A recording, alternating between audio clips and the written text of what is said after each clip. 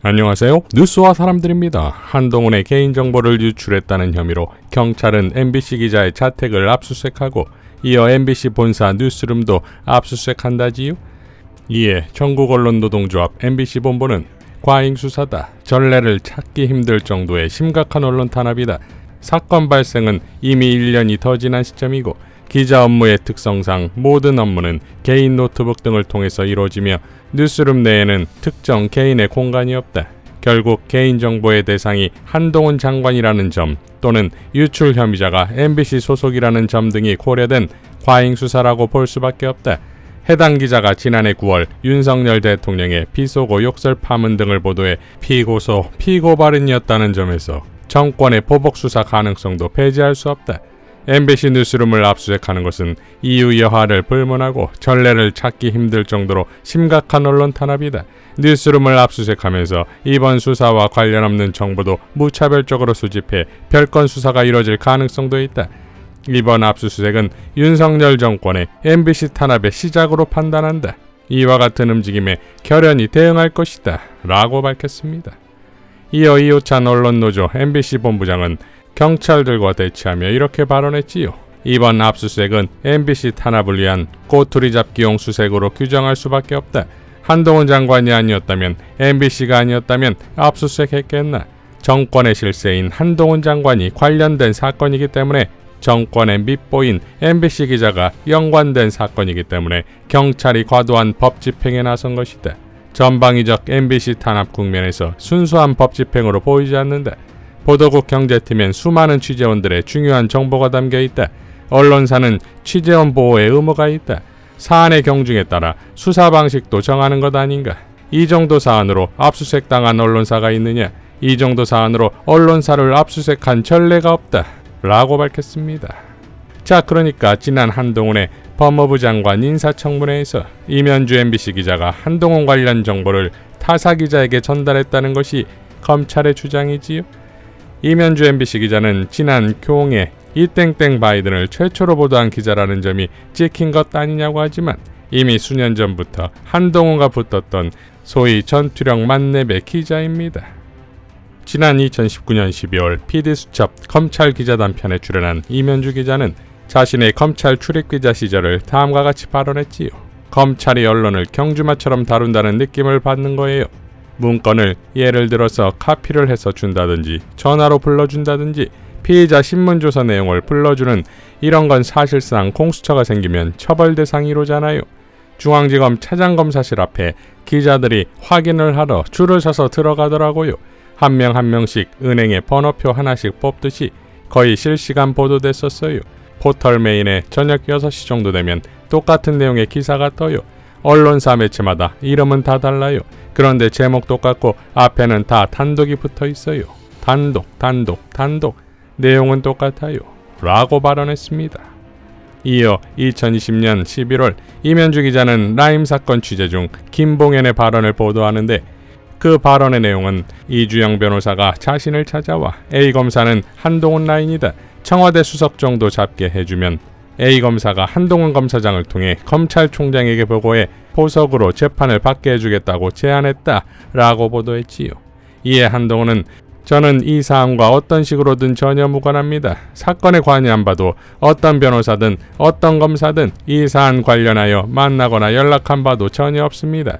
MBC와 이면주 기자, 위 기사의 유포자들 등에 대하여 수감자의 말만 빌어 저에게 어떠한 확인조차 없이 제 실명을 악의적으로 적시한 것에 대한 법적 책임을 물을 것입니다 라고 밝혔는데, 이에 이면주 기자는 MBC는 검찰이 확보한 문건과 관련해 관련 발언을 했다고 지목된 이주영 변호사에게 사실관계 확인을 요청했고 통화 내용을 반영 보도했다. 당사자 이주영 변호사에게 물었고 본인이 아니라고 해서 기사에 반영했는데 한동훈 검사장에게 확인하지 않아 법적 대응을 하겠다고 예고했다니 기사의 내용은 제대로 읽어보고 문자풀을 한 건지도 의문이다 라고 밝혔지요. 이어 보도 직후 법적 대응 예고하셨던 한동훈 검사장님은 아직까지 어떤 조치를 하셨다는 얘기가 없다. 전원을 보도한 기자를 향해 법조 기자단의 공식 입장문을 내시고 마치 기자가 구속 수감 중인 사람 말만 듣고 기사 쓴 사람처럼 입장 내셨던데 세상을 본인이 보고 싶은 대로만 보지 마시기 바란다 라고 밝혔지요. 자, 그리고 판사사찰 보도건도 있습니다. 2020년 11월 이면주 기자는 김종배 시선집중에 출연해 이렇게 발언했지요. 김종배, 윤석열 검찰총장 측에서 9장짜리 문건을 공개를 했습니다. 그리고 이어서 법무부에서도 쪽수가 다릅니다. 6장짜리 문건을 공개했는데요. 이면주, 법무부에서 공개한 건 아니고 국회 법사위 요청으로 법무부가 제공한 문건은 6장짜리입니다. 여기에 두 문건에 등장하는 판사 명단 인원수가 일단 차이가 있고요. 법사위에서 확보한 문건은 25명의 판사가 들어가 있고 저희가 MBC가 어제 윤석열 총장 측에서 공개한 문건을 분석했더니 30명이 넘더라고요. 그리고 페이지 수에 조금 차이가 있어요. 내용도 약간씩 차이가 있습니다. 대표적으로 말씀드리면 조국 관련 사건의 재판장이지요. 여기 이 재판장에 대해서는 김땡땡 이 차장의 처제라고 되어 있는 게, 그런데 법사위 문건에는 어제 김남국 의원들과 비롯해서 의원들이 브리핑을 했었는데요. 김땡땡 차장의 처형이라고 되어 있어요. 문건의 날짜 제목은 다 똑같아요. 그런데 가족관계가 차이가 갑자기 변동이 생길 수는 없잖아요. 이걸 2010년 2월 6일 시점에서 업데이트돼서 버전이 계속된 것 아니냐. 작성 시점에 차이가 있을 수 있다. 두 가지 버전에 김종배 9장짜리냐 6장짜리냐 다르고 문건에 적시된 판사 숫자도 다르고 처제와 처형이라고 하는 전혀 다른 내용이 동일한 판사에 대해서 잘못 적혀 있고, 이런 것들을 종합해보면 서로 다른 버전을 갖고 있다. 문건이. 이면주, 네, 양쪽이 다른 버전을 갖고 있는 것으로 보입니다. 김종배, 다른 버전이 있다는 것은 계속 수정 보완이 됐다. 이런 이야기가 되는 거지요. 이면주, 그렇게 볼 수 있는 여지가 있는 거지요. 분석 내용을 보시면 기보고라고 적혀 있는 부분들이 있어요. 이게 보면 2020년 2월 26일 시점 이전에 먼저 보고가 된 내용이라는 얘기잖아요. 이미 보고가 되어 있기 때문에 거기에 대해서 업데이트가 되고 있다는 건이 문건에서 보여주고 있어요. 그러면 우리는 공개된 문건을 처음 보지만 검찰에서는 이걸 계속 보고해왔던 사안으로 볼 수 있는 거지요. 김종배, 그러면 이게 특별한 경우에는 한정해서 일회성으로 작성된 문건이 아닐 수 있다. 추론이 그렇게 되는 거잖아요. 연결이. 이면주, 네 그렇습니다. 라고 밝혔습니다. 자, 이 정도면 판사사찰 문건의 전문 기자지요. 이성윤 전 고검장이 말했듯 윤석열이 사활을 건 징계 취소 소송에서 윤석열의 혐의 중 하나가 바로 판사사찰 아니겠습니까? 그러니까 이면주 기자의 탄압은 당연 MBC의 언론 탄압으로 가기 위한 꼬투리임과 동시에 윤석열 징계 취소 소송과도 연결된다 이거지요. 자, 또 하나의 희대의 재판이 있지요. 바로 교ң의 바이든 날리면 재판입니다. 지난 19일 서울 서부지법에서 열린 정정보도 청구 소송 첫 공판에서 재판부는 양측의 음성 감정을 제안합니다. 전 국민의 청력 테스트를 했던 바이든 날리면 사건을 재판까지 가져오는 뻔뻔함이 역시 희대의 정권답지요. 강선우 대변인도 다음과 같이 밝혔지요. 검찰 MBC 국회 압수수색은 날리면 보도에 대한 보복입니까? 오늘 검찰이 한동훈 법무부 장관의 개인정보를 유출했다며 MBC 기자에 대해서 압수수색을 실시했습니다.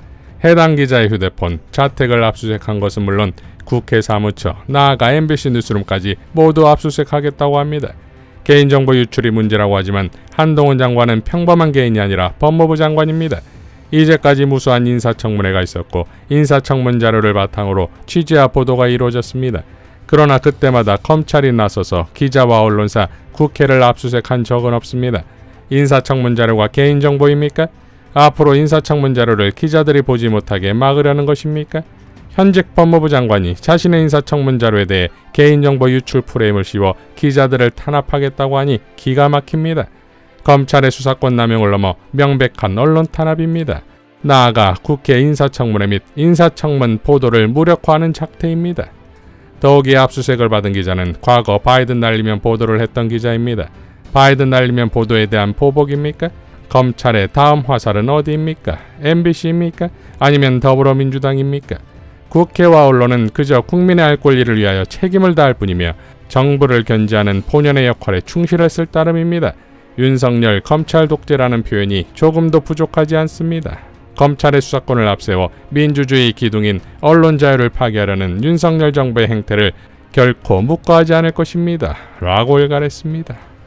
자, 그러니까 이면주 기자에 대한 수사에는 결국 판사사찰 분석 보고와 바이든 날리면 최초 보도가 있지요? 이것이 두 개의 윤석열 재판의 교집합은 아니냐 이겁니다. 그리고 한동훈의 깜냥이 어떤지도 확인이 되지요. 정진웅 검사에 대한 징계나 이면주 기자에 대한 수사나 결국에는 본인에게 특들 게 없을 뿐만 아니라 그러한 법의 잣대는 고스란히 본인에게 돌아올 것인데 그걸 모르는 것일까요? 이상 뉴스와 사람들이었습니다. 시청해 주셔서 감사드립니다.